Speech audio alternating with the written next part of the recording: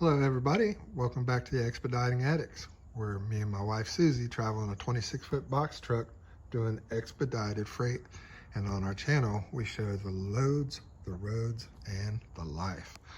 All right guys, so I got my dispatching duties done for this morning. Got a couple calls to make and appointments to make this afternoon. So what I'm gonna do for now though is go to work on my floors. So show you how to redo your floors in the back of your truck, make them nice and strong and new looking again. So stick around and watch the video.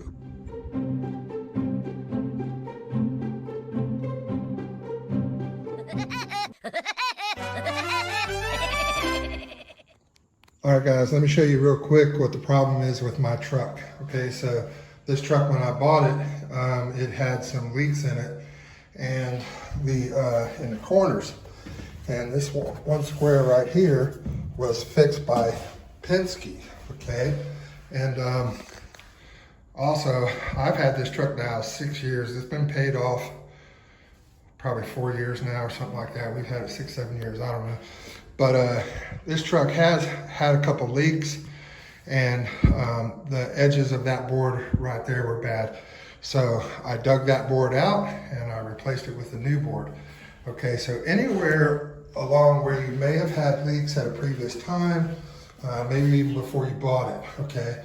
So what I'm doing over here is you can see that this board right here, like I said, it's a little bit different. And that's the board that Penske put in. And then I put in this board down through here, okay? And I am right now sanding the joints and stuff. And then I'm starting to strip the next board over of all of this black stuff. This black stuff, guys, is stain and epoxy and things I've put on this floor when we were using it for a moving company to make this floor really slick, so you can slide furniture around here without chipping the bottom of furniture and stuff.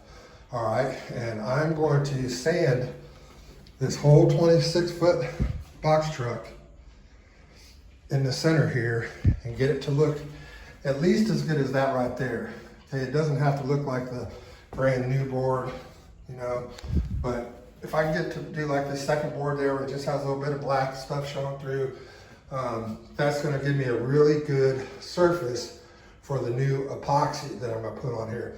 And I have an epoxy that goes on here and it really makes this floor extremely hard. And it's gonna be great for you know, forklifts and things that we do. So, all right, so that's what it is. And I will show you a little bit later how things are going. Also guys, this is the wheel well area, okay? And right underneath your wheel wells, this is gonna be the worst spot on your truck. And all trucks they have like a little inner fender under there, it's metal, but still a lot of water gets to these boards from underneath. And if you look, your boards start to rot from the bottom up. And they might look fine, might look just like this up here, but underneath they're starting to rot. And guys, these boards here are only like 1.25 inches thick. They're very thin, but they're incredibly strong. And so when they do start to rot, it's only 1.25 inches thick. So there you go. But yeah, your worst problems are gonna be anywhere water could have got in. So along through there and over your wheel wells, you see that new board I've already placed a while back ago. Goes all the way to right there. And then you could have some back there, but that metal plate usually keeps you know, the water. But underneath there, those boards are rotting. So you might want to pull that up. I've already pulled that up and fixed the board and put it back down. So yeah, that's what we're doing today. So I'll get back to you in the next clip. Okay guys, so right here, as you can see, I have the front half of the box is all prepped all the way around the edges. This inside, guys, I don't know if I'm gonna do anything to it or not. You know, if I really want to get that old stain and make it all look the same, I'll go take that off. The epoxy that I'm putting on here, I don't think is going to have any problem bonding to that, especially with this nice outline of this all the way around. All that did get stripped all the way down. And these outer parts of this are boards that I did not replace. I only replaced one board, and I sanded out 2 really good, and then 3 not too bad, and the 4th one just kind of barely.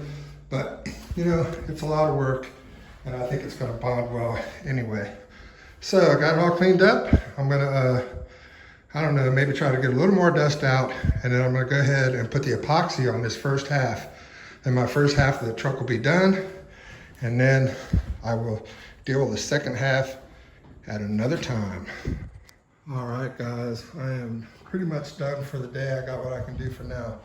Check this out though. This is the epoxy that I use, RTG Wood Rot Repair Epoxy. And this stuff says that it'll make soggy, wet, rotted wood hard again. And I believed it. And I've been taking out and replacing anything that was rotted. But up there in that corner where Penske had done their repair years ago, there's a little bit of rot. And I thought, well, I'll just go ahead and patch and epoxy. So what I'm patching with is this right here, if you have any holes you want to fill. But I also, for all the joints, like you can see, this joint here is not done. And take this and you mix it with another one. And when you get done, it comes up to like a marshmallow. And you take a little bit and you plug it down in anywhere you want it, and smooth it out, let it dry, and then you sand it. And that stuff really bonds to wood, and it creates a really strong joint. And then you use the epoxy to go over the top to seal everything, makes the whole floor waterproof. Now you can't get it everywhere, you know, so if you get another leak, you might have a problem underneath or something. But right here, if you get a leak up there, you're not really going to be affected by it too much. And you can always add another coat or two, kind of build this up how you want it.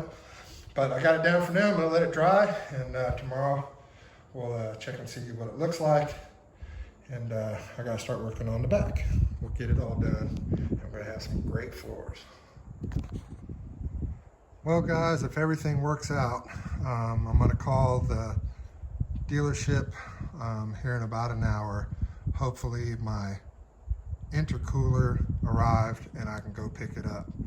So I have to go to Rush International in Valdosta to pick up international OM parts, and it's supposed to be there at noon. So that's about an hour away from me.